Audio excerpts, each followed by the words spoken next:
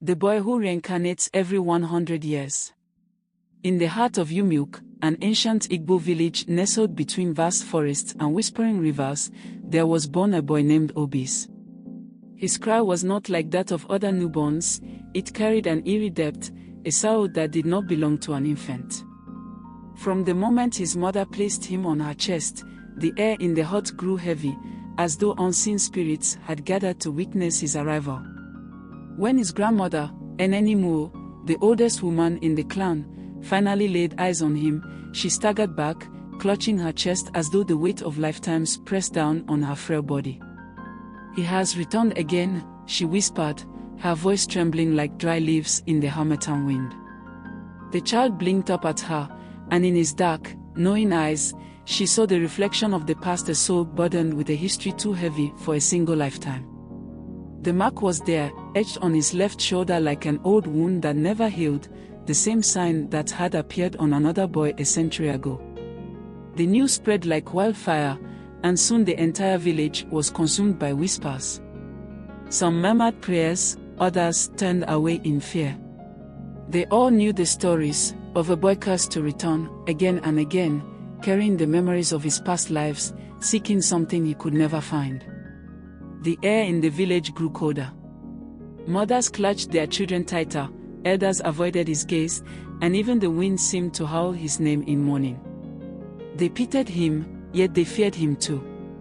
For a century, they had tried to forget the sorrow of the boy who lived and died without peace, yet here he was again, a child who had wept 1,000 times before, a soul that carried the ache of eternity. And as the moon hung low that night, Enenimuo sat by the fire, tears slipping down her wrinkled cheeks, for she alone knew the depth of his suffering. She alone had seen him return, over and over, only to leave the world unfulfilled, unhealed, and broken once more. Obis grew up surrounded by whispers, heavy with fear and mystery. "That is the one who has lived before," they would say in hushed tones, their voices laced with both reverence and dread. Some villagers avoided his gaze, as if meeting his eyes would awaken forgotten spirits. Others sought his presence in moments of uncertainty, hoping that a boy who had lived many lives might hold wisdom beyond his years. But Obis did not want to be feared, nor did he wish to be treated as something beyond human. He longed for the simple joys of childhood, to run freely through the fields, to laugh without caution, to be embraced without hesitation. Yet no matter how hard he tried to blend in, the weight of 100 years clung to him like a shadow that would not lift. By the time he turned 12, the strangeness that had always lingered around him grew impossible to ignore. Words spilled from his lips that had never been taught to him, ancient proverbs that even the village elders struggled to decipher. He recounted histories long buried, describing faces and voices from a time before his birth. It was as if his soul carried memories that his body could not contain, and with each passing day, the burden grew heavier. When he walked through the village, old men would stop and stare, their wrinkled faces etched with recognition and unease. "He speaks as if he was there," they murmured. But how can that be?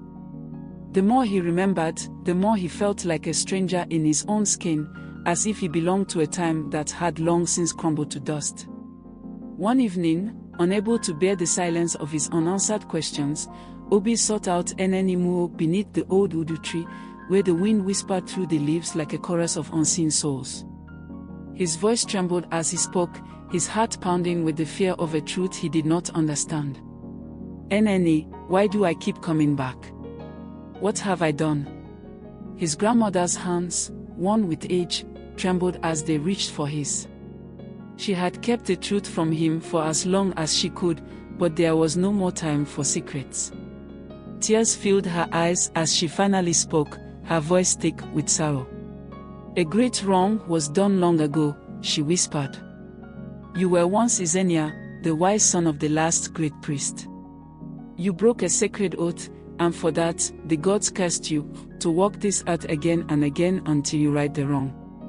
The firelight flickered in her eyes, reflecting the grief of generations past. Obi shuddered as a chill ran down his spine, for though he had never heard the name Izenia before, something deep within him stirred at the sound of it, a name that felt both foreign and painfully, hauntingly familiar. Memories flooded Obi's mind like a broken dam, each one crashing into him with unbearable weight.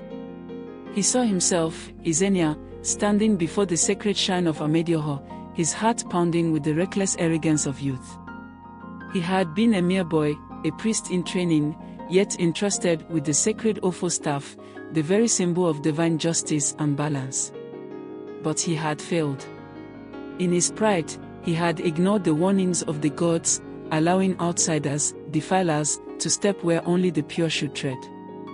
The air had grown heavy that night, thick with the whispers of angry spirits, and then the heavens roared. Lightning split the sky, fire rained upon the temple, and Izenia had fallen to his knees, weeping as the voice of Amadioha thundered through his soul. You have betrayed the sacred trust. For this, you shall never know peace. And so, his soul was torn from the realm of the dead, doomed to walk the earth again and again, always searching, always remembering, but never finding rest. The pain was unbearable. Obis clutched his head, his breath ragged as he felt the weight of 100 years of sorrow pressing against his chest. I must end this, he cried, his voice breaking like a man drowning in his own past. Enenimu, watching him with the sorrow of a mother who had lost the same child over and over again, placed a trembling hand on his shoulder. Then you must find the Ofo and return it to its rightful place, she whispered, her voice barely audible over the rustling leaves. Only then will your soul rest. But as she spoke, the wind howled, and deep within Obi's heart, an ancient fear coiled, whispering that the gods were not so easily appeased. Determined to break free from the curse that had bound him for a century, Obi set out on his lonely journey into the forbidden forest, a place where even the bravest hunters dared not tread. The trees loomed over him like ancient sentinels, their twisted roots clawing at his feet as if trying to hold him back. The whispers of lost souls followed him, voices calling his name in sorrow, reminding him of the lifetimes he had wandered, always seeking, never finding peace. Hunger gnawed at his belly, exhaustion weighed heavy on his bones, but he pressed on. After what felt like an eternity, he stumbled upon the ruins of the ancient shrine, a place long swallowed by time. The once sacred walls had crumbled, vines curled around fallen stones, and silence hung in the air like a heavy shroud. There, beneath tangled roots and dust thick with age, lay the Ofo staff, its once brilliant form dulled by the passing years, yet still pulsing with power. His hands trembled as he reached for it, hope flickering in his heart like a dying ember.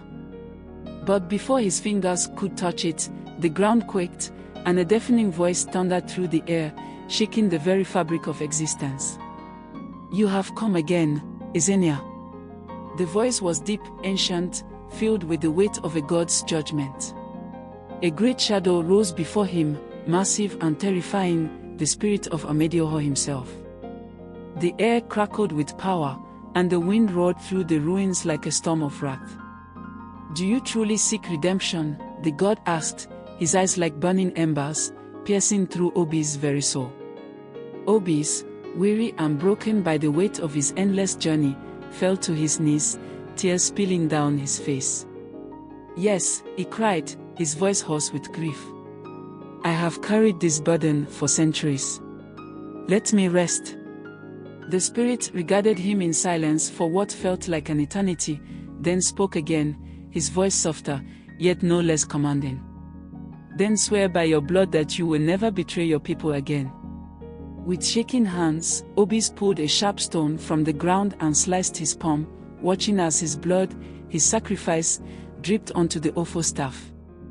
The earth trembled violently, the wind howled like a chorus of mourning spirits, and the sky darkened as if the heavens themselves bore witness to the moment.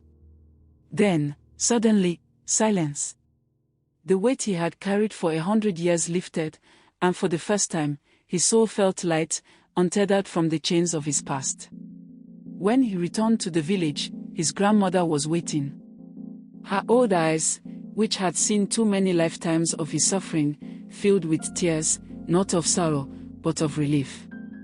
She reached for his face, tracing the features she had loved in every lifetime, and smiled through her tears. "You are free now, my child. The gods have forgiven you."